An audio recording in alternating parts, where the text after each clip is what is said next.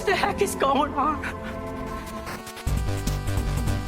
I can tell you that it's impossible to translate from an audio file. I would need to be there to interact with them. Take better care of your teeth and fuck a lot more. Hey, we don't serve their kind here. What? Mustn't be afraid to dream a little bigger, darling. You will ride eternal, shiny and chrome. It is, they moved the fucking cucumbers, the pricks. So I had to quickly It's get like literally walking around. It's like, why are the cucumbers here? They're 3 aisles away from where they were. So this is not right. Everybody, we're talking about why do Tesco's change their locations of their items? And TJ would like to know why the cucumbers, specifically the cucumbers, have moved. Can I just say, during COVID, we were so lucky that the arrows were the direction that I walk the aisles, because if they weren't, I would have been broken. I could not have coped with that. Let me tell you, right? So aside from obviously all the terrible things about COVID, it made shopping a wonderful experience for me. Oh, it did. There was barely anyone in there. I got to just have my headphones on. I wore a gas mask for a few times, and no one talks to you. Nope. You have to go down every aisle because you have to follow the lines, which I normally would do anyway. Yes. Unless I'm in a rush, I'll shove Miranda and T around the place really quick and skip us. We don't need to go there. We don't need to go there. But then I always go up and down every aisle, and then you'd be like, I'll come home. Do you remember, Miranda? And I'd be like, that person come right next to me when I was getting the yogurts. You know? Like, can you believe the fucking cheek of it? Does she even know how far 2 meters is? Oh, I love it. Hello, everybody, by the way. Yeah, by the way, you're also in trouble. You're in very bad with your wife or my wife? No, with T. Why? You made him cry. Oh, stop it. Did I make him cry? You made him cry. I haven't seen him. You did. You jump scared us in Tesco a couple of weeks ago. Oh, I did. You remember. Yeah.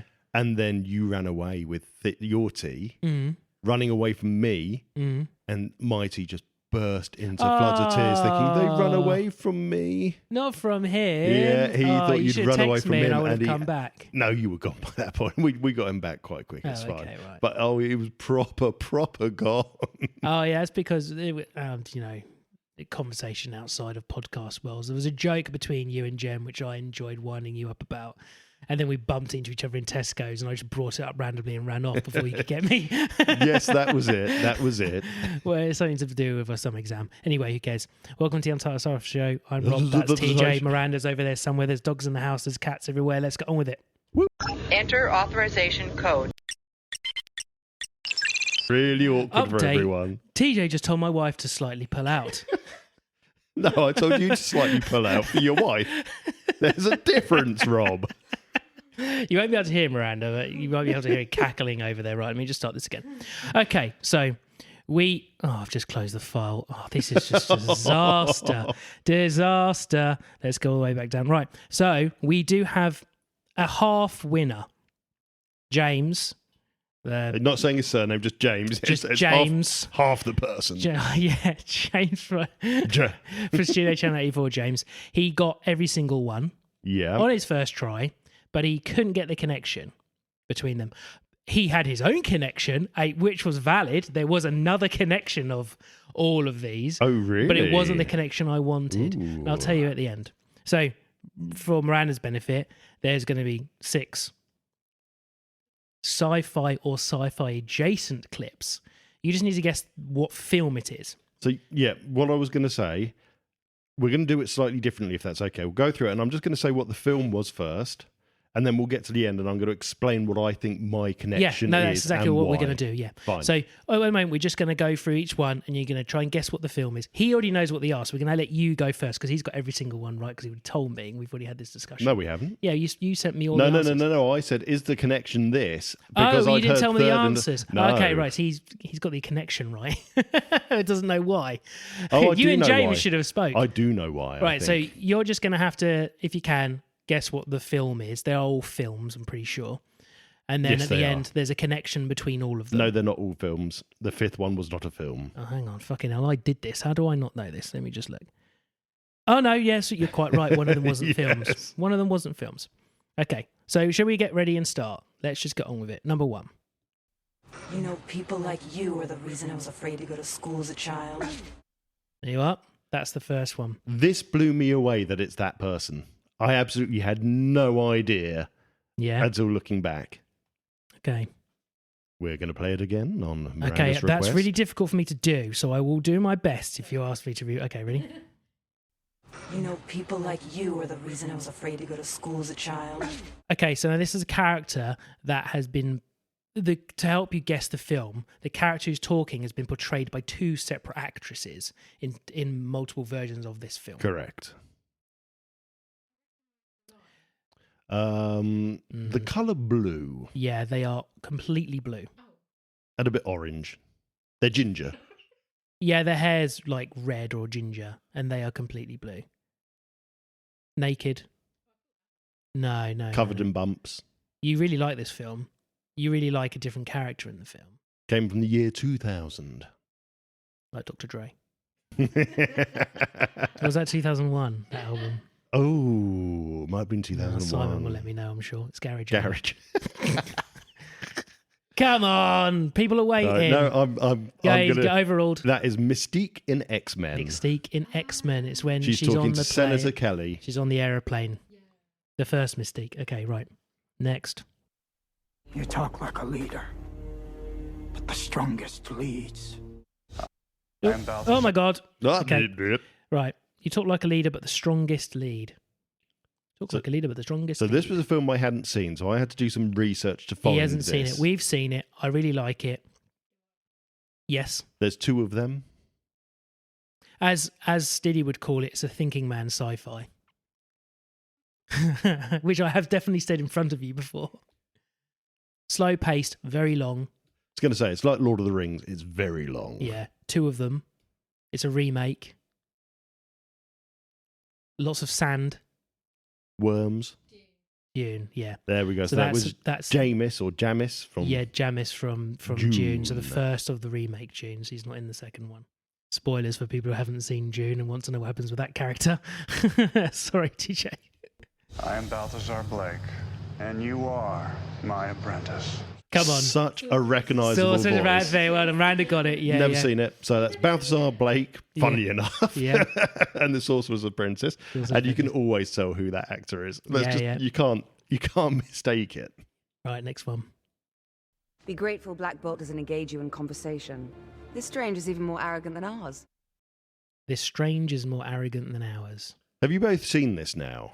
No, we haven't seen it, but Oh, okay. the fact that the name of the character is in it. I just said his name. Yeah. So that's So what's it's strange. the Multiverse of Madness. Multiverse of Madness. And that's Captain Carter. That was Captain Carter, who So happened to be it's speaking. in the alternate universe where they're all in charge and blah, blah, blah. And then you've got Black Bolt stood next to her. Yes, Black Bolt is stood next to her. They're not vampires. What the hell are they? Ooh, maybe they're Ninja Turtles. Come on, Miranda. If you don't get it, you are going to kick yourself for not getting that one. Again, this is one I've never This seen, is a TV but it was series. such an easy Google, that one. Yeah, that's a TV series. And it's a vampire talking to another vampire. It was the Vampire Diaries, Miranda, yes. And that was Stefan, I believe. And that was Stefan. Yeah. There's a lot of really great clips of that guy. He's really good in that show. I've got to He's say. really good in everything Yeah. he's been in, I've noticed. Yes. I did use people, and the show is crap. But he's good. He is good, especially when he's drunk. I found a clip that was basically just 5 minutes of him being drunk on the Vampire Diaries. Great. Next one. Luxor, Nuxor, bush and burn.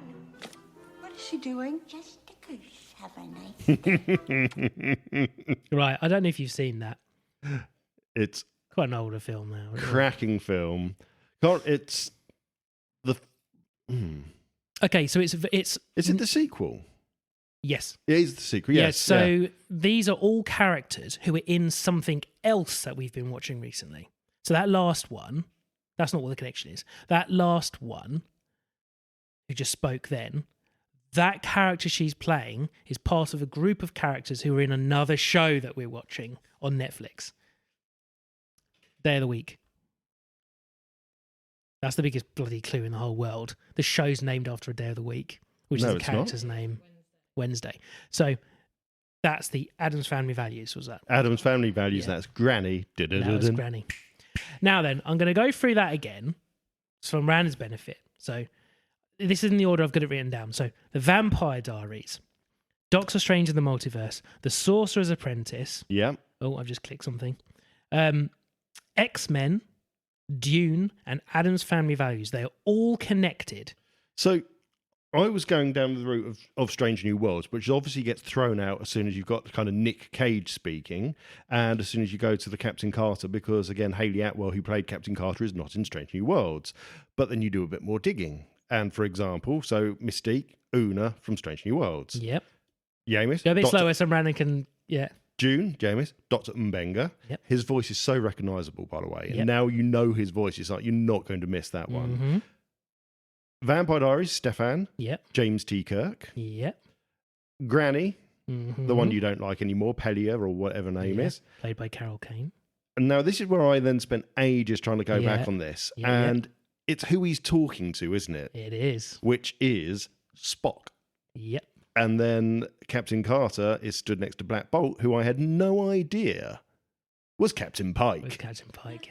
So actually, in the Sorcerer's Apprentice, I don't think he is talking to Ethan Peck.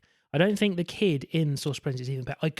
I just saw him because I tried to get them to be that's the connection is they're all actors who are the main cast and crew of Strange New Worlds. Yeah, that's they're main. Yeah, they're not the little. He was the hardest one ones. because I specifically did want to go sci-fi fantasy realm, and the Sorcerer's Apprentice was one of the only ones that he'd been in that was even recognisable to me. But he must be an extra in it because he wasn't top billed on the cast that I could see on IMDb. Oh, right. Because he's not the actual Sorcerer's Apprentice. That's another guy who's a really annoying actor. Sorry, if you ever listened to whatever your name is. Oh, Jay Baruchel. Yeah, so Ethan Peck plays somebody called Andre. I don't know who that is. It could be like police officer number 3 for all I know. But yeah, the fact that he's quite a long way away while you're scrolling through the IMDb list kind of gives you an idea. There are a couple of pictures of him in it, but you're right. In fact, the very first image on there is not him actually, so ignore me. But that's it. So well done, everybody. I'm doing the same again. There'll be a connection for this week's one. Everyone would have heard it already. So well done to James. That's Jimbo8e6.bluesky.social. Super A to Z, Studio Channel 84. He got all of them right except the connection. And what was his connection? Shall I tell you what he had? Let's have his connection. He texted me it in WhatsApp. We need to do bacon numbers at some point for these people as well. Right. I'm going to pause it while I actually find the text message. Where's the pause button? And as if by magic, we're off of pause. So he's right here. After getting it wrong, he then said, well, is it that they're all originally literature-based stories? X-Men and Multiverse are Marvel comics. Addams Family was originally a comic series and newspaper. Vampire Diaries and Dune were novels, and The Sorcerer's Apprentice was a fucking poem from the 1797. He googled that, obviously. So well done for that. I think he deserves that as a connection because it's not even one you went for. It was a connection, but it wasn't the right connection, so he wouldn't have got his name read out if he'd got all the other ones wrong. But yeah, he gets to go into the winner's lounge. He gets a cup of tea and a chocolate biscuit. Well done, James. Ooh la la. Right. Alone at last. I thought it would never come. Oh, I did. Oh, gross. What have you been doing? Not much sci-fi. I've caught up a little bit on Alien Earth. Mm-hmm. So I've watched the next 2 episodes afterwards. So I've got to the point that Morrow is still talking to the young man in his head, and he ends up looking at Hermit through the window thinking, I'm going to choose you. Mm-hmm. A bit like the old lottery. It's you. It's you. So we got through that episode. Quite a strong episode, that one, actually. Really, really good seeing the building of everyone. And you got the other young lad that's I want a proper name. Mm-hmm. So I want to be called Isaac. And it's brilliant seeing that Isaac? they're kind of... Is that what he calls him? Yeah, he calls himself Isaac. Wants to be called Isaac, as in yeah. Isaac Newton and everything else. Yeah. We get the idea that Ginge is really losing it. I'm pregnant. Are you? Okay. Yeah. She's a little bit traumatized. This is right, thing, isn't it? Yeah. So we've got all of that. Then we go into the next episode, which honestly, if that's the future of space travel and that's the quality of the staff that people are being put on spaceships, they deserve to crash into Earth. Oh, that's the episode where it basically does the flashback. It's purely the whole spaceship episode. That's the flashback one. And they're such a shit crew. And they're all dickheads to each other too. They're just Commander's banging one of them. Mm-hmm. Tang, or whatever his name is bashing one out over a freezing tube. It's pretty rancid. Well, it certainly humanised it, but I think it does kind of fit, because you think all these people that the companies have are like the lifers who owe money or whatever and get locked into 20-year contracts. But that's the thing, actually. That's the one really good thing I'll say. And don't get me wrong, it wasn't a bad episode. It just overly showed the frailty of the human race and the human condition when it's so few people in deep space. Mm-hmm.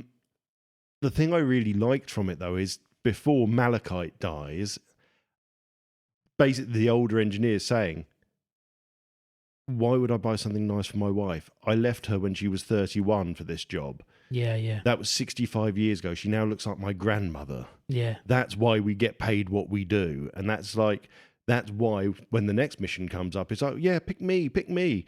You have abandoned everything. It's a horrible thought, isn't it? That actually, yeah, I'm going to do this job. I'm not going to be back for 65 odd years.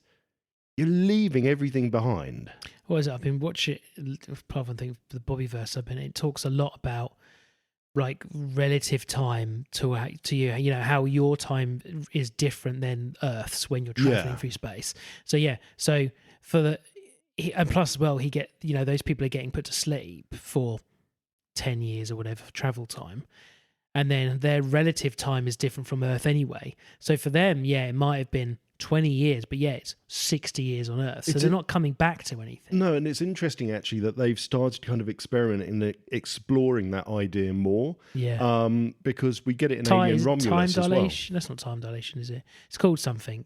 Yeah. Sorry, it's Einstein's thought that the further you move away from Earth and the faster you go, the slower time. Your relative time. Your time is relatively slower. Theory of relativity. That's in theory what it is, I think. But yeah, so in Aliens, Alien 3, Alien Resurrection, you don't get any. You get we deep freeze each other and we travel. You don't really talk about all of that until you get really into Aliens, when it's like, you've been frozen for X number of years. It's now quite far in the future, blah, blah, blah. But they still don't really dig into that. Whereas then when you come along to Romulus, and whatever you say about Romulus, I enjoyed it. Mm-hmm. I didn't mind it as a film. I thought it was a good addition to it, better than Resurrection, better than quite a lot of the stuff. Is Romulus the most recent Alien film? That's the most recent Oh, no, that's one. great. I liked it. And what I really liked, and what Alien Earth is kind of hammering home as well, is Yutani's just a bastard of a company. Well, they're all bastards. Romulus, they're stuck on this planet. She can't get away from that planet, and the contract just keeps getting extended and extended. And you get the idea again, these people on this ship, we get stuck on this job, we lose all our family, so then we're begging basically the company just to keep sending us on these things. And it kind of feels like you're not begging, you don't really have a choice, do you? Yeah. So actually, it really highlights how horrible the company is. Yeah. So no, I really enjoyed that, and then we got through that episode, and then I kind of ran out of time. Mm-hmm. I finished them, so you can talk as much as you want. Well, no, so that's that, and then the only other sci-fi I've done, I went back and I thought I'm going to start watching the Star Trek films from the beginning again, because you like torturing yourself. No, I enjoy going through them once in a while, and I'm starting with the motion picture, and I think in recent years, it's generally accepted it wasn't as bad a movie as people used to make out. Now, the problem with the motion picture is, it's the first film, so really they didn't know what they're going to do. What are we going to do? It's before the Next Generation was even kind of existed, and in fact, you can see some of the sets that they then used for the Next Generation in it. But it's the first thing they've done since the original series. How do we make this into a film? And you can see that, yes, they had some good ideas, some bad ideas. And that's what the problem is with the motion picture. As much as I enjoy it, it's paced so weirdly. Yeah. So I watched this, I can't believe 20 minutes has already gone by. Only like an hour and 55 minutes left of this film. Then literally it got to half an hour. It's like, I can't believe only half an hour's gone by. but then it suddenly speeds up again, then it slows down. It's just a really badly paced film. The story itself is pretty good, and the remastering of it is really good on 4K. It looks. I saw it at the cinema. Was it last year? It must have been, or a couple of years ago, and it was fantastic. And seeing Voyager in its complete kind of design that they wanted you to see was very cool as well. Yeah. So I'm just kind of halfway through that at the moment, and that's kind of it on the science fiction. You're not finished Strange New Worlds yet? No, I'm not, because I'm bored of it. I just wanted to kind of get onto Alien Earth. Yeah. And then I just wanted to be away from everything kind of odd, and wanted just to complicate my life a little bit more, really. Just more things. And just start something else as well. It's it's a Trekkie's version, Trek fans' version of self-flagellation is watching all the Starship films again. Bus driver's holiday. So that's kind of all I've done. I've not even had any gaming time. I mean, I've ordered something very cool from the TikTok shop, if it turns up and being valid. But allegedly, the TikTok shop seller is the company that manufactures it. It's just looks like an Xbox Elite controller made by a Chinese company, but it's designed for Windows, iOS, Android. It's got a little screen on it that you can program the colors of the whole controller for it, and you can say, no, I'm connecting to a PC, I want you to connect via Bluetooth, or I want to connect via the included dongle, and it's Switch compatible and all of that. And it's just like,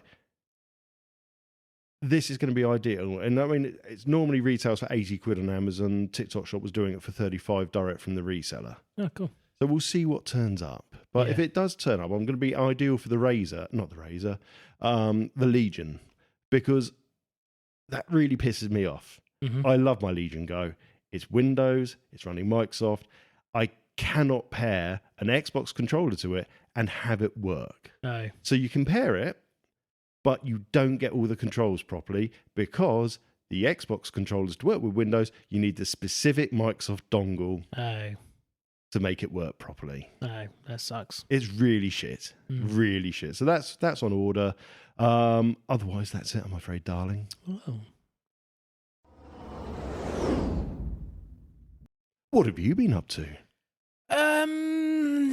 A few things. So I have been playing a few games. Have you finished the storm fixing of the building site that you were working on last time? No, I gave that a little bit of a break because I just fancied something a bit different than just driving those things around. I still got to go back and play it. That's probably going to be one that I'll go and jump in and out of, because it's not like you can forget the buttons. The buttons are always on the screen. True. Driving a car is always the right trigger. And a lot of my gaming has been a bit shorter time spaces. You need to kind of block a bit more time out for that if you want to actually get anything done, because it takes so long to get from one side of the map to the other. Yes, it's not one that you can just pick up and do 15-minute blast here, because by that point you've got to where you need to be and then you're turning it off. Yeah, exactly. So a long time ago I kickstarted Yooka-Laylee. Have you heard of that game? No. So the very team that made Banjo-Kazooie. Oh, sorry, Yooka-Laylee. Yes, Yooka-Laylee. Okay, yeah. Yes, the very team that made Banjo-Kazooie, one of my favourite games of all time, did a Kickstarter many, many moons ago for a game called Yooka-Laylee. Yeah, fun fact, John Tron was meant to do a voice for it, then he aired a political opinion and his voice was deleted and replaced. I have heard that, yeah. Was he going to be Trouser Snake? I don't know anything more. I mean, the voices are are like Banjo-Kazooie. It's just anyway, and I've got to say, didn't actually like the first iteration of it. The controls were awful. The camera was awful, and it wasn't awful in like, oh, they've gone retro. I think that they actually just did a bad job of it, and I'm sorry to say, I just think they did a bad job. So I couldn't play it, barely played that much of it, and I was a Kickstarter of it. And then I came back to it years later. I came back to it and I was like, they'd done some updates to it, and camera control and normal movement control was all things that they addressed and updated. I was like, oh, this feels really nice now. And I played for a bit, and then I can't remember why I started. I think something I'd been waiting for came out. Anyway, they've kind of done an actual remake of it now. So it's not like a remaster to bring it up to date. They've actually rebuilt a lot of it, completely changed the control schemes and how you control the characters. Seems to be a thing at the moment, isn't it? So we've got Tomb Raider, we've got Dark Forces, we've had Spyro, but they've Croc. They've also added shed loads more stuff. And then a demo was out. So because I was actually kind of interested, and because I kickstarted it, I get a discount anyway when it does come out. But I can't remember what console I brought it on. I have to specifically buy it on the console, but I don't remember which one. You must still buy it on the 360. Yeah. No, it wasn't out on the 360. It was Xbox or PS4, I think, and PC. I might have on the PC, which I won't be getting the PC again. I'll get on the Xbox. Anyway, enough of that. The graphics to me look the same. I can't really tell. It's one of those cartoony games. They always look good forever. Yeah, it's not really ever going to go out of style. That kind of cartoon game, like cell shading, has always looked good. I was going to say exactly that. Proof of game that. 13. Jet Set Radio. Yeah, Jet Set Radio, or the game 13, I think it's called. Where it's like an FPS. Looks amazing now. And there was a demo out. So they've added loads of levels, loads more. If you're familiar with Banjo-Kazooie, you go around and you collect like notes and you collect jigsaw pieces. This, you collect pages called pages. They've added more of those, more bosses, loads of stuff. So I was like, actually, you know what? I might get this. Okay. And actually play this. Yeah. Because it's only like 20 quid or something. Funny enough, it comes out. 13 was another one they remastered or remade. Oh, did they? Yeah, there was a remake of that semi-recently.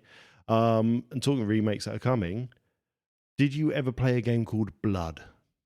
No, I don't think I've heard of it. It used the incredibly famous first-person shooter engine called Build that was used for Duke Nukem 3D. Okay. And it's one of to be fair, I think I probably played more Blood than I played Duke 3D.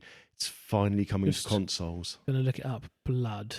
It was... I have to write Blood Game because it just came out with Blood Pressure. Yeah. It looks like Doom. Yeah, it was Duke 3D. It used the same graphic engine as, and I'd say my youth was basically building. It came with a decent map editor, so I know Duke 3D came with a map editor, but the one that came with Blood was even easier to use. So you could build your own maps and play them. It was amazing. I'm not sure I even recognise it. So like the title image is a solid black background. It says Blood, which looks like it's made of blood, and then a bloody handprint. Yeah. So the original one would have been what would have looked like a grey, long gravestone that said Blood, and a weird kind of bat creature. With there it is. Big wings, kind of. Coming over the top. Yeah, there you go. Yeah, no, I don't recognise Gargoyle, this at that's all. it. I mean, it looks just like Doom. It's clearly a Doom kind of... Oh, absolutely. Probably a Doom engine. Well, it's the Build engine from Duke 3D. Engine. Oh, right, sorry. So, yeah, it's a Doom clone using Build instead, but obviously it was more advanced than Doom at that point. I mean, there's just wonderful things. One of the weapons is a flare gun. Yeah. So you fire it at them and they keep walking toward you and then just suddenly explode into flames. I like that. So you can replay. I played the demo. Yep. Finished the demo, and then that basically was the tutorial. And the tutorial for the new game is completely different than the tutorial for the original version of it. So they have definitely just that little bit alone and change stuff.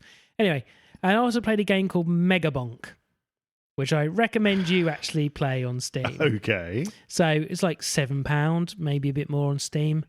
It's filling you out. One guy developing it. It's one of those. Now, have you ever played Vampire Survivors? No. So you play in Vampire Survivors, you play a little guy, it's top down, and you just have hordes of enemy come at you constantly. And when you kill an enemy, it drops a gem. Gem gives you experience. When you level up, you can then spend it on a random one of 3 things that gets offered to you: more damage, a new weapon, upgrade for a weapon you've already got. It's that kind of game. I don't know what they're called. A survival roguelike game, I suppose. Anyway, Megabonk is a roguelike survival game. Okay, is a 3D-ish version of that. Yeah, okay. Now it's clearly got to be in some kind of alpha form at the moment. It's really addictive, and I can't tell you why. I don't know. I'm enjoying playing it. It's quite fun, but I think it's very difficult. Like a bit cruel in how difficult it is so early on. Loads of things to unlock, but I don't like how the enemies literally will appear right in front of you or really close to you, and they're so aggressive in how quick they move. And also, a lot of games, like you can pass through enemies in a lot of games, which you can do in Vampire Survivors. You can just pass through, because when you're getting completely swarmed, you need the person to actually have a chance of getting out. In this, you can jump. The jump's pointless because you can't jump over fucking anything. You can't jump over the enemies that I can see. And you can't pass through enemies, and enemies can't pass through each other. So very quickly you can get instantly overwhelmed and be from 100% health to 0 instantly. Right. Because you're instantly swarmed by like 30 or 40 people. You can't get out. You can't jump over anyone. Your weapons just aren't. Your weapon are good enough to kill things. But if you just have had a tiny little lapse of judgment and got yourself trapped, well, that's it, fucked. That's it. Right. Game over, start again. And I actually found that a bit annoying about it. But I've played it every night for the last 3 nights for about 10 minutes. I am enjoying it because I do like those kind of games. There's, another one, Deep Rock Galactic Survivor.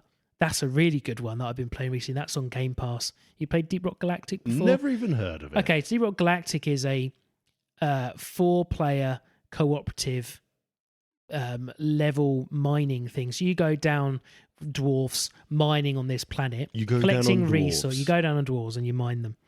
And then you slowly enter so you all go together and you can have different, one guy's like a really good at mining, another guy's really good with like a gun and can shoot these bugs that come at you basically, and you've got to mine a load of gems, take it to the end, and then go down another level and continue. Gotcha. That's what it is. Deep Rock Galactic Survivor is a top-down version about you on your own, like these other games. Yeah. And you mine stuff. Swarms of enemies coming, you level them up. And, Repeat. Yeah, I'm into those kind of games at the moment. That's a very good one. Anyway, those are the 3 games I've been playing, and I've re-listened to the first 3 books of Bobby Verse. We spoke about it before. Yeah. Von Neumann probe, replicating himself, fighting aliens, finding new species. Really, really, really, really, really, really good. If you like audiobooks and you like sci-fi, listen to Bobby Verse. There's 5 of them. Apparently he's writing a 6th one. Who knows? He doesn't know when he's going to finish it. You shouldn't rush people who do writing because they'll fucking wreck it if you rush them. Anyway, that's it. Right. So very quickly, Mm-hmm. I would like to do a stream with you at some point. I'm not talking about pissing together. PP, that's exactly, we're going to cross our streams. No, it's not PP. It's a game I'd like us to do. Have you ever heard of the game from the olden days called the Oregon Trail? Yeah. So you went across the United States to get from A to B and try not to die from cholera. I played it, yeah. Well, there's a modern version. Okay. That I own on my iPad that we can stream from. Okay, cool. Called the Oregon Trail. The Oregon Trail. And it's basically the Oregon Trail. Your horse and cart's replaced with an old knackered estate wagon. Mm-hmm. And you are trying to get through a zombified America. Oh, cool. I like that. And it's very, very funny. It's very cool. And it's the sort of thing that we can spend half an hour just doing and then chatting away as we go. I had a load on Steam that I've got in a special folder for us to play that were meant to be Halloween games. Well, you'd also got Thank Goodness You're Here. Which you never got around to playing. It's, you know what we're like? It's just us two finding the time to play these games and stream, isn't it? Damn you children! Oh gosh, us being grown-ups and having to do things. Yeah. Well, that's it. Next. Accessing library computer data. Moontrap, 1989. 1989. What do you think? I love it because I just do. It's 1988 cheesy goodness. 89? 88. Oh, I thought IMDb said it was 89. No, 1988. And it's a parental guidance that went on for my eyes 1 aren't hour very and good. 32 minutes. Maybe Google told me it was 89. But yeah, IMDb 89. It depends on when it was released and what country, I guess. But either way, I really like it. It's not a good film by a long shot. Mm-hmm. Let's get that out there. It is a cult enjoyable film because of how it worked with its budget. It was low budget, really low budget if you hadn't guessed. And the budget wasn't the issue I had with it. Oh, what did you have a problem with then? No, you keep talking and then we'll get on to what I think about it. I think let's get right. The story of it is very simple, ladies and gents, if you didn't go and watch it. Commander Chekhov, before he was in Starfleet. Yeah. So Walter Koenig got offered this film after the Star Trek films in '88, obviously. Yeah. And I believe if you read why he took the role, it was like he needed an extension. He claims he was interested and thought it was an interesting way to go with sci-fi. His pool had a leak and he needed the pool man gave him a quote that he just wasn't happy with, so he had to go do this. Very, very probable at this point. So it revolves around Walter Koenig and Bruce Campbell. They are hotshot NASA astronauts. Bruce Campbell is Bruce Campbell in this. Bruce Campbell is Bruce Campbell everywhere. Yeah.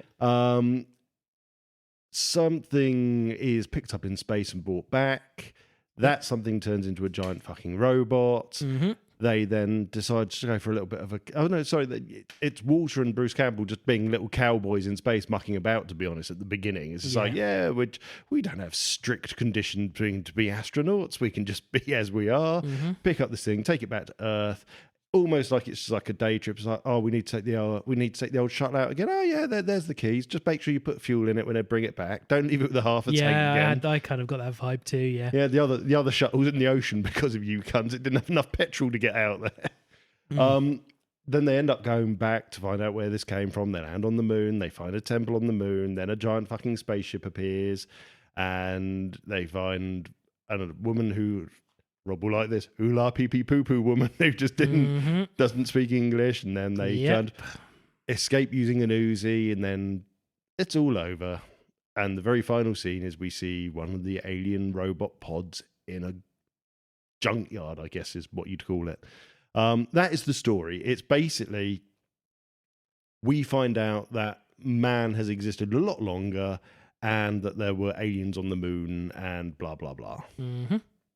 Go on, you hated it. I can tell you hated it. So just go on. Look. Hate is not the word I'd use for it. Did I enjoy it? Was it a tough wank? Yes, I know. Yeah, it was a really difficult wank. Even when the tits are out on 2 occasions, it was a tough wank. Look, there were definitely parts about the film I was actually quite impressed with and enjoyed.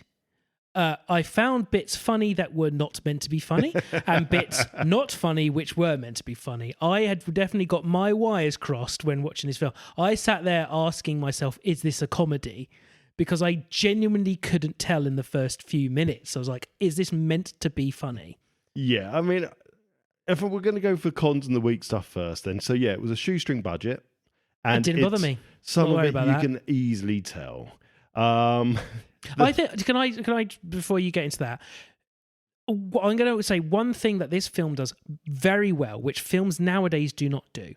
They used real science with some of it.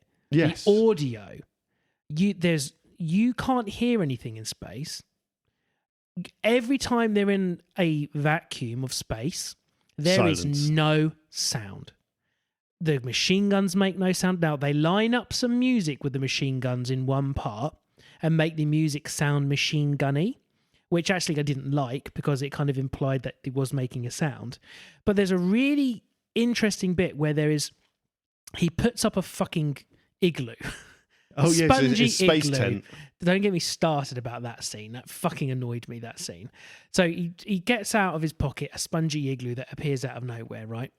That's a believable piece of science that thing came out of that box. I'm kind of joking about it. But actually, realistically, if we were at the point that we were meant to be in this film and that we've got kit like that, then you'd expect it to be. And in fact, if you look at films like The Martian, all of that base that's on Mars is basically inflatable domes that are all interconnected. I did that. This is a budget constraint. The door to get in that bullshit. There's no way that's creating any kind of atmospheric pressure.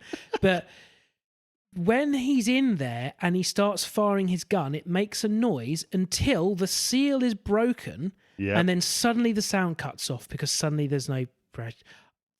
What a touch. When he uses the machine gun to shoot his way away from the ship, no sound. Every time they're in space, the only sound the film is giving you is the music, which my issue with the music is not that the music was bad, it was too loud. Through the entire film, whoever put the music up, they put it up to 9, it should have been on 6. Do you know what I mean? It completely ruined a lot of the atmosphere of the music because it was just too fucking loud. Like, just calm it down a bit. That annoyed me. sorry to say, every single actor in that film needs to go back to acting school for a bit. They were all bad. Every one of them was bad. I've got the woman was the most. Now, in her defense, she was probably told to act this way. But have I ever seen anyone so fucking wooden without walking through a forest? So I have no idea. Dialogue and acting. Clunky lines. Yep. Which they absolutely were. Yeah. Lots of exposition. Oh, yeah. Got to tell a story, even though we were literally watching the fucking story. Yep. And some very wooden delivery. Just you can't. The thing is, Bruce Campbell was doing Bruce Campbell through that. So if you know what he's like, well, he was straight out of Evil Dead 2 at this point. You're getting that. So I knew what I was going to get with him. Everyone else, I was literally watching it flabbergasted that this film was being made with these actors because they were all terrible. Yeah. Okay. Now the Cylon, because that's what it basically was, a fucking Cylon. It looked just like one. I thought was great. So right, hang on. It was funny, let's but go great. to because again, one of my notes here I've got is the when the arm comes up. I laughed my head off. Tone confusion bounces between horror, action, and goofy. Yeah, never commits. Yeah, you're right. It doesn't. It doesn't know what it is. So, okay, going with the robot. The first robot we see then is they bring the pod back and it tears apart the medical examination room. Yeah. And then they've got it in there. And I just love the scientist like, no, don't shoot. We must make contact. Gets shot. And he's, well, I can't even think of what he says. But he's like... Oh, I didn't write that one down. Sounds, I think it's either... He does say fuck or shit, even though it's a PG. And then you get... what is it? We don't take no shit from machines. Yeah. As Walter Koenig shotguns him from above through the air vents. Yeah. It was... It's a great robot, though. Yeah. As I said, if you know what a Cylon looks like, you know what this robot looks like. But when it first was getting its body built, and it had those grabby arm machines that you get in arcades, it basically was one of those it had in its arm, and it just kind of appeared from behind a plinth. It's like, and this arm just comes up this three-prong. And I laughed out loud when I watched that because that was genuinely funny. That wasn't meant to be funny, which is why I found it funny, because they're trying to go for something there. Failed miserably. 100%. Absolutely failed with that bit. But yeah, the creatures were completely believable as they were being built out of random as bits. Walter Koenig says, like, my God, that's what we are, spare parts. Yeah. And I still think, as comical as it is, and it is a comical scene, and I think it was partly designed to be comical, but when the moon robot looks through the window of the tent just before he opens fire with his space Uzi, the fact that it is, you can just clearly see it's meant to be one of the robots, and it's literally peeled Bruce Campbell's face off, and it's a brilliant touch. It's really dark. That was really actually quite fucked up, and it was doing the Bruce Campbell face, but other people can't see that. But yeah, doing that but weird there was no face need for it to have done that, really. No, because none of the others do that. No. None of the other robots have got what. There's a bit where they're inside the alien spaceship, and the one that comes down that tries to... Which is chopping them up. Did you notice in the head it looked like there was a brain in there? Yeah. Yeah, I noticed it looked like there was a human's brain inside it. Or a brain. But that's what I kind of liked about this, actually. The idea of these... Technically, they're cyborgs, aren't they? A robot that's made out of human plus mechanical is cyborg. I really like the idea of it. And I think actually they were very cleverly done. And okay, it does look a bit clunky nowadays. You've got the practical effects of when you've got the two of them holding the dolls that have been dressed up in a little astronaut costume and walking across the moon holding them. Yeah. And they've suddenly become like 40-foot tall things. It's like, not sure what happened in that scene. We'll wash over that one. There's a few bits like that. It's like, They had ideas, didn't quite make it. It's okay, they tried. Let's go. Let's continue. Yeah, and I mean, we're sticking with the negatives again. Like we said with Star Trek earlier, the pacing is off. Yeah, it goes from fast, kind of what's going on, to then this slow. It's something is not right with it on the pacing side, and I kind of it does throw you off a little bit. Because and that ties in with the not committing to what type of film it wanted to be. It could have been a horror, but wanting to keep that PG status means you can't go that horror with it at that point. So it's difficult. I want to tell you about my least favourite bit of the Oh, go on, entire yeah. film, which was then Anything with Mira is, in my honest opinion. which was then instantly joined with one of my favourite bits. Ooh. Instantly. So Go I'm on, going to read tell us, my tell me. notes and you're going to guess what bit I'm talking about. Okay. What a fucking death scene. Take no shit from a machine. Manic laughter. As if that tent is air sealed. If they fuck, this is going to be so fucking dumb. That kiss, dumb. Tits again, dumb. That's awkward. His mate's dead. 5 minutes later, he's shagging. Ha! That face. Now, what bit am I talking about? Bruce Campbell going, So I'm talking about his mate just died, and he solemnly walks back, puts the tent in, then shags the woman. Yep. And then he gets attacked by Bruce Campbell. By the way, we've got to say, is wearing an ancient spacesuit. He's wearing a 14,000, as we kept being reminded. 14,000-year-old spacesuit. Okay, what is like that Voyager threshold? It was this film's threshold was the 14,000. I was going to do a little quiz for this one and be like, we haven't done that in ages, have we? This was why I was going to bring it back. And my first question was, how many years? I started writing questions like, and the amount of time they said 14,000, I give up. I mean, as I said, I thought the design of the robots was good. The design of the ship is really good. Yeah, I can go with that. And the bits, again, questionable. Why have they got Uzis?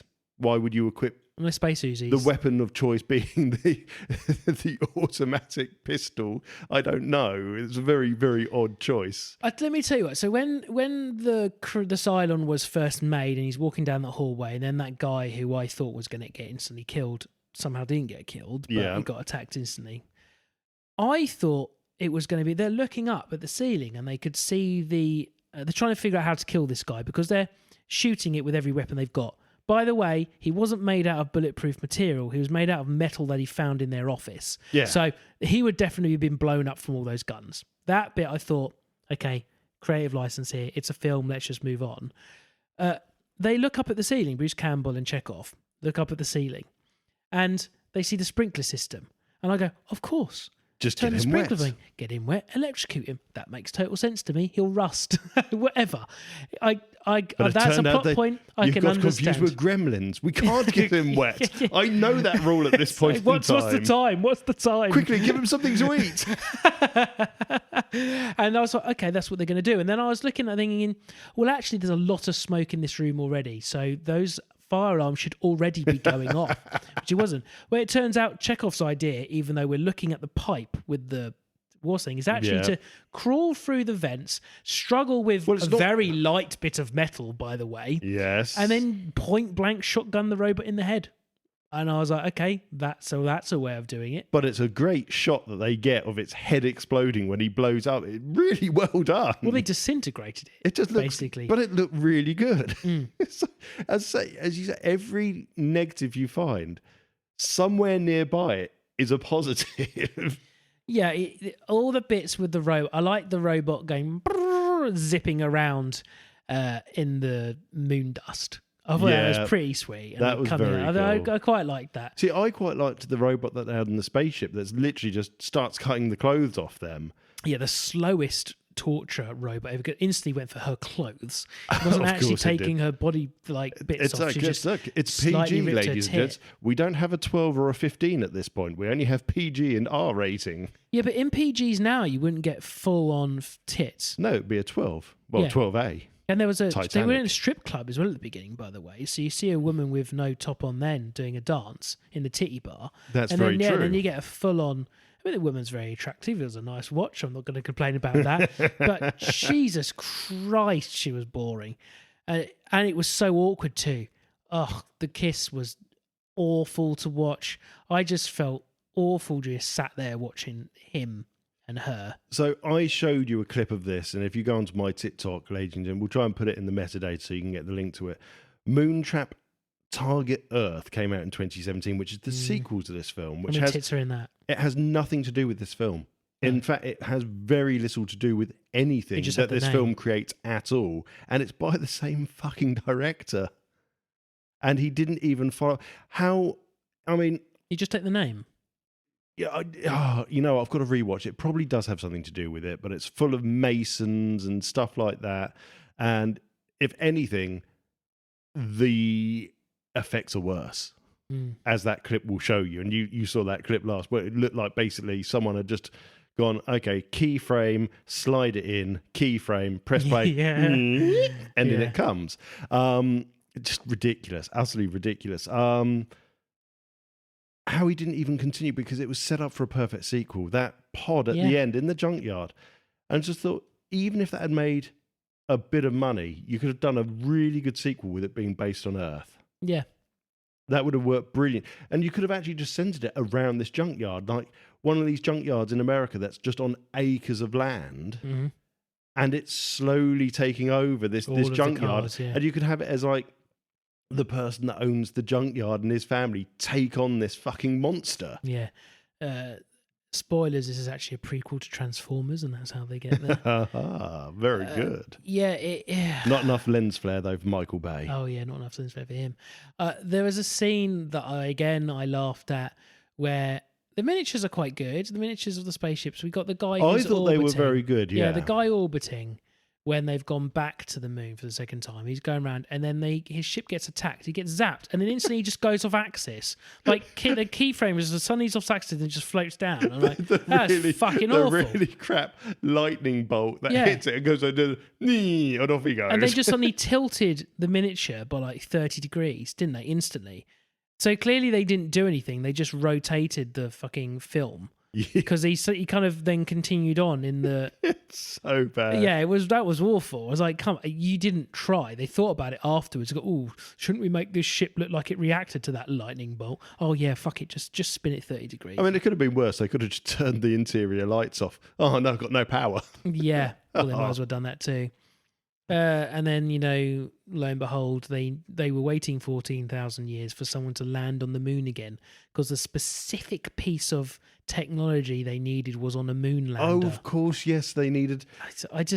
The one thing they needed for their giant ship, and I'm guessing was it to power the giant ship? They never explain it, and that's one of the other problems with this film, is nothing is ever fully explained. What would have been better if actually it was them going back to the moon reactivated the robots. They were dormant. Yes. And them going back and then going into that weird tower thing where the temple, yeah, the stupid woman is.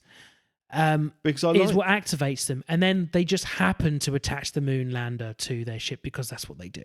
Yeah, that is much better than we needed that very specific piece of technology in the moon lander. I was like, what's on it? What's on the fucking moon lander that you need? Well, it's never. It's got explained. a computer in its brain. Maybe they didn't know how to make computers, so they're using the computer of the moon lander. Well, no, I always just presumed, was it something like they would messing around with the idea that it had like a nuclear battery or something? Or was it just that they needed power? But how would a little moon lander's battery power that great big giant ship? It made a pretty fucking big explosion with a massive bit that says detonator inside the control panel. Oh, well, no, that was on the so that's on the moon lander itself, isn't it? They've got a nuke on board apparently to make sure no one steals it. So we'll just detonate the nuke that's included, which actually kind of makes sense for the era that it was made. Don't forget, this is 80s film.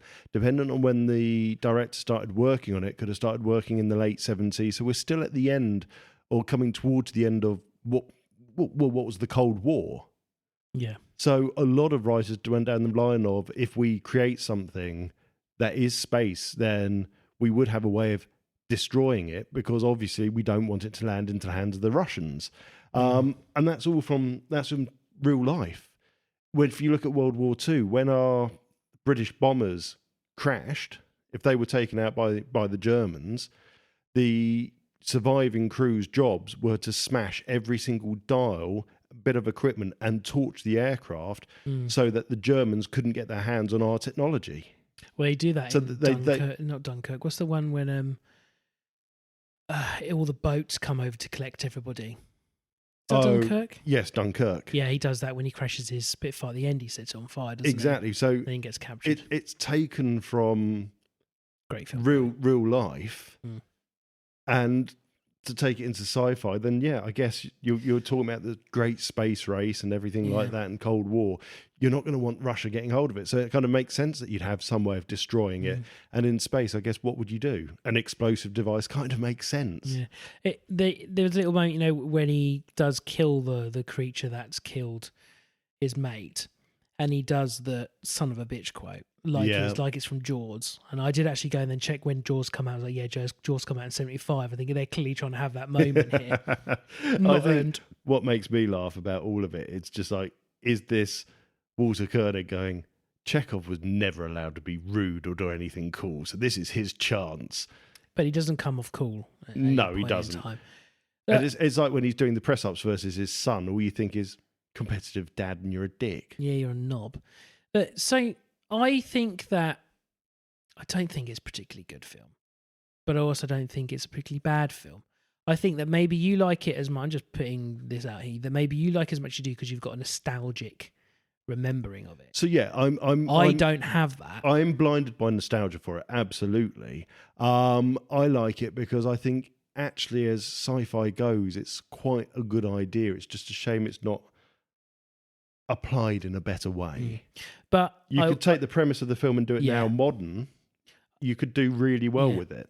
The idea of the film isn't bad. I think I give credit where credit's due. The miniatures, whilst they looked a bit funny sometimes, they were very good. That I liked the alien. I really did think that whoever did the advising on the science aspect of it did a great job. That really, I can't iterate enough. That sound not being there, because it took me a little while to notice. To be doing that back then, I think that is brilliant, and that is what that's where I really would give it credit. But I think the film overall, my opinion of it is not very good. I didn't really enjoy it. There were moments that I enjoyed, but overall, I was a bit like, fucking hell. No, fair enough. Especially when he shagged that fucking woman. That just really did me in. How would I fix it? I mean, I could, if I was doing a modern version of it, there's quite a lot you need to fix, annoyingly, but you could. Obviously, you wouldn't have them such space cowboys. I guess what you'd have is probably Chris Pratt would be in it. I would suggest that the big ship that's kind of been abandoned and waiting to like come to life would be behind the moon out of view. So we've never seen it because it's just always on the dark side of the moon. We've never seen it because it's just blocked by our own satellite. I would have that as it's 14,000 years old, and I'd make sure we say 14,000 years old because 14,000 years old is really important to the story. Yeah, 14,000. But the 14,000-year-old ship would start to break apart, and a big chunk of it would just land on Earth. Yeah, we'd investigate, we'd find this pod thing, and obviously it comes to, and then that's where you take it from there. So we send someone to go and investigate it. We land on the moon. Temple scene. You could actually leave the temple on there. You could have it just verging into the dark side of the moon, so it's not something that we've easily seen.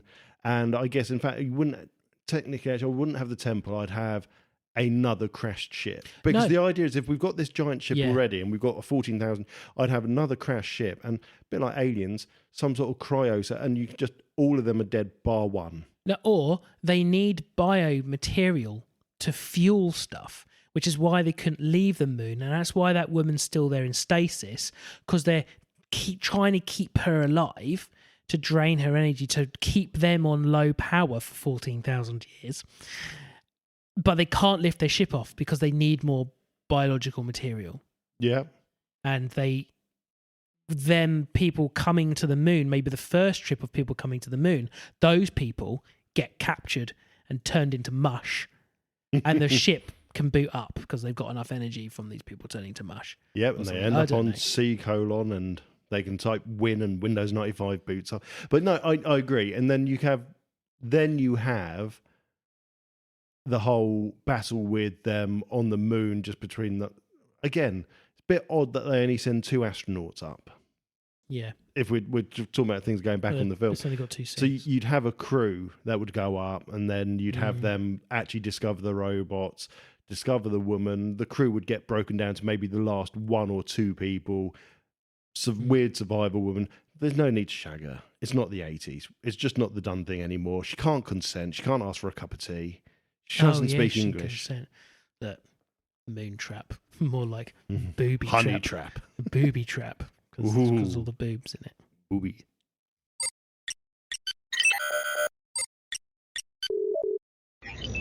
Transfer complete. Right. Next time we're going slightly more modern. Hang on a moment. Let's see if they can guess it from this hint. According to the Exploding Helicopter website, this film features 13 exploding helicopters, the most ever seen in any one film. Do you know the film we're talking about, ladies and gents? Do you? It's 2024's smash hit, Alien Rubicon. I saw this as a trailer on Amazon Prime, and I watched it, and Miranda and I both went, this looks dreadful. I instantly texted to TJ and said, shall we watch this next time? 2.4 on IMDb. Yeah. And the first review, worst movie I've seen this century. No, that's going to be a good one because we've watched Amazon's War of the Worlds. So I don't think it'll be the worst film we'll have seen this century, but who knows? I don't think the trailer looked enough to say it's the worst film ever. It looks bad. It looks atrocious, but sorry, terrible acting, like really bad. Reading the pack of soap bottles and other things when you're sat on the toilet is more entertaining than this. Oh, yeah. Can't review it with a 0 score. Yeah, it's... Massive swing and a miss. So it's a film by The Asylum, which if you've listened to the variety show recently, you'll know are one of these companies that make mockbusters. So any film that does well as a blockbuster will get a mockbuster. And this is just their version of Alien. To the point where we thought it was another version of Alien because of the picture. Well, I presume... is this the sequel to Alien Romulus? So this is going to be Alien Rubicon? Because I'm pretty sure wasn't... Oh, no, it's Romulus and Remus, actually, is their play. Yeah. So I presume when you said, have you seen this trailer? Do you want us to do this for the show? I thought, oh, brilliant. It's the next Alien that they were talking about. Oh, so disappointed. I generally thought it was going to be anime. When I just saw the picture, I was like, oh, maybe it's going to be some CGI or some anime to do with Alien. I thought this could be good. And then, we clicked it, watched trends like this is an anime. Oh, my God. Then again, the other thoughts that went through my mind as well is they still make Rubicon the drink. Is this a Halloween one?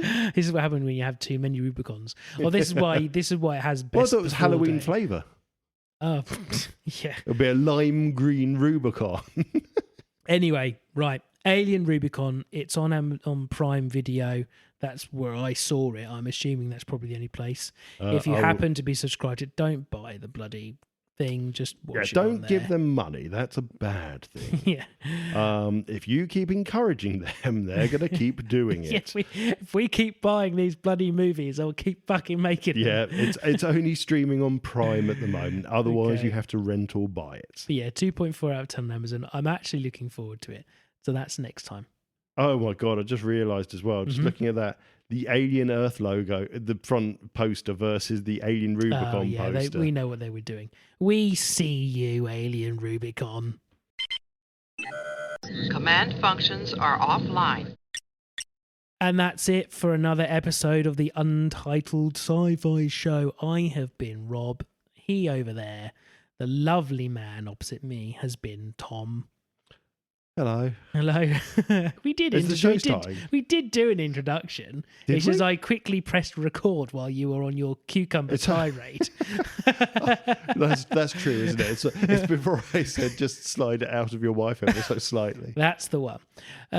We are part of a collection of indie podcasts called Studio Channel 84, which is the variety show with these lovely chaps. Not sure what their names are. Bob and Dave. John and Phil. Jimothy. And James, Super A to Z.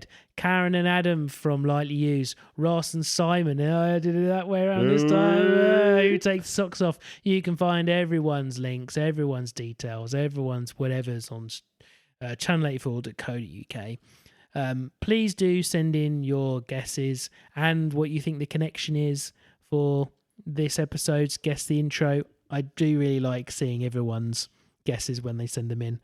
Any interaction is always brilliant. Please do. We do reply. We enjoy it. It's great fun. Welcome, James, to the Winners Lounge. Ooh. I'll put the kettle on. Love you all. Bye-bye. Bye. Thank you for listening to the Untitled Sci-Fi Show. This station is now shutting down and will be back in 2 weeks.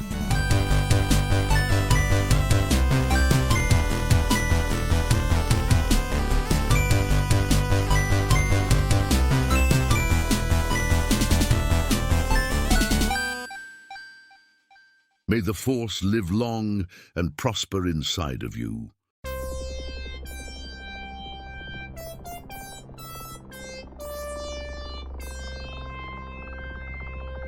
This was a Studio Channel 84 network show. To find more, head over to channel84.co.uk now.